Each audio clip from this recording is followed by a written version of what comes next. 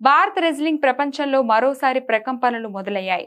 భారత రెజ్లింగ్ సమైక్య మాజీ అధ్యక్షుడు బ్రెజ్ భూషణ్ శరణ్ సింగ్ పై లైంగిక వేధింపులు ఆరోపణలు చేసిన 6 మహిళా అథ్లెట్లలో తాను కూడా ఒకరని ఒలింపిక్ రెజ్లర్ వినేష్ పోగట్ మొదటిసారి బహిరంగంగా వెల్లడించారు.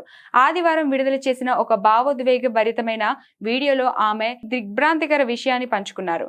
ఇప్పటివరకు బాధితుల గుర్తింపును గోప్యంగా ఉంచాలన్న సుప్రీంకోర్టు మార్గదర్శకాల ప్రకారం తాను మౌనంగా ఉన్నానని వినేష్ తెలిపారు.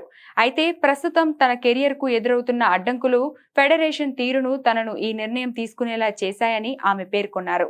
ఫిర్యాదు చేసిన 6 బాధితుల్లో నేను ఒకదాన్ని. మా వాంగ్మూలం ఇంకా కొనసాగుతుంది అని ఆమె స్పష్టం చేశారు.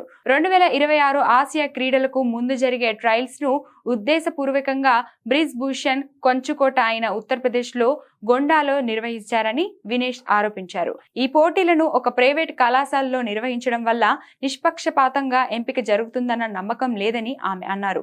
బ్రిజ్ భూషణ్ పదవిలో లేకపోయినా ఇప్పటికీ అసోసియేషన్ కార్యకలాపాలను శాసిస్తున్నారని, రిఫరీల నియామకం నుంచి పాయింట్ల కేటాయింపు వరకు అంతా ఆయన కనుసన్నల్లోనే జరుగుతుందని విమర్శించారు. 2023లో వినేష్ పొగట్, సాక్షి మాలిక్, బజరంగ్ పునియా వంటి దిగ్గజ రెజ్లర్లు జంతర్ మంతర్ వద్ద చేసిన నిరసన దీక్ష దేశవ్యాప్తంగా సంచలనం సృష్టించింది. ఆ సమయంలో పోలీసులు అథ్లెట్ల పట్ల వ్యవహరించిన తీరుపై అంతర్జాతీయ ఒలింపిక్ కమిటీ సైతం విచారం వ్యక్తం చేసింది.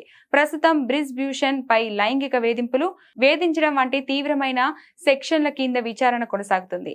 సుమారు 18 నెలల విరామం తర్వాత తిరిగి రింగ్ లోకి రావడానికి సిద్ధమవుతున్న వినేష్ కు గొండా వంటి ప్రతికూల వాతావరణంలో పోటీ పడడం మానసికంగా పెను సవాలుగా మారింది.